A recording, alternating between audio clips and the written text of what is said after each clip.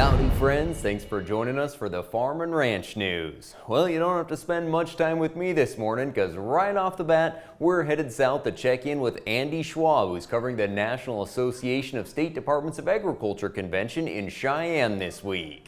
That's right, Coulter. We have had the opportunity to come to the capital city of the Cowboy State here in Cheyenne, as over 42 states have come together from their state departments of agriculture for this NASDA meeting, National Association of State Departments of Agriculture. Of course, Montana's very own director of the Department of Agriculture, Christy Clark, with us now. And Christy, it's probably pretty good to see all of your colleagues from all over the country and have this collaboration with them. Andy, it's so fun to be able to see what's happening in other states. And, this is a pretty small club. So just to be able to collaborate with other state departments of agriculture, it feels really good. There's no shortage of topics to talk about. We talk about running state agencies. We talk about co-regulating with the federal government. And we all share those frustrations and we celebrate our successes.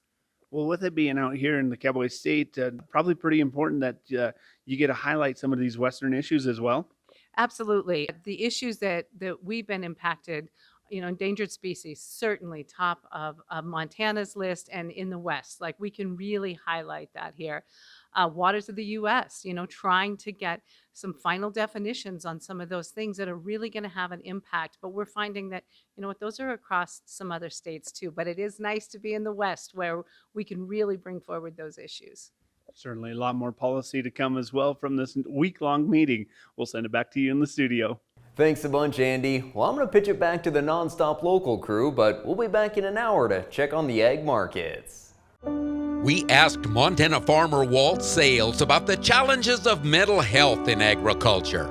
Another drought. There always is. There's always going to be another something.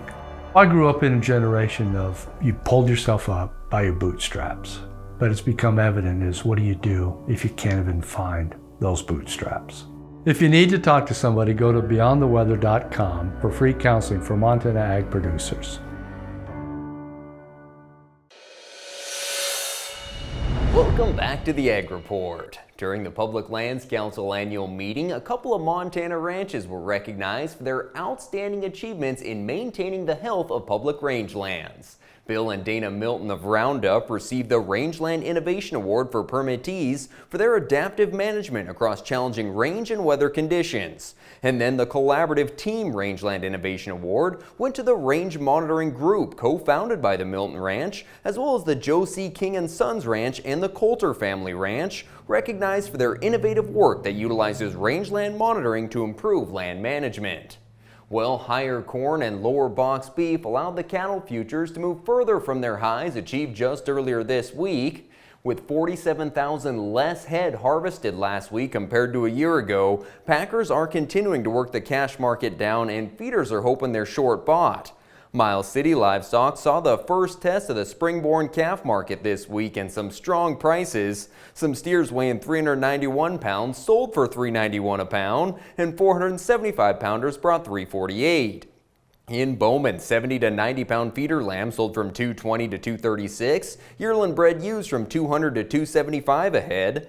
And following USDA lowering world wheat stocks to the lowest level in 8 years, the wheat market managed a rare second day of gains. Now we're still talking cash wheat prices, mostly $2 to $3 below last year, but nice to see them moving in the right direction. Well, that's going to do it for today's Ag Report. We'll see you on Friday.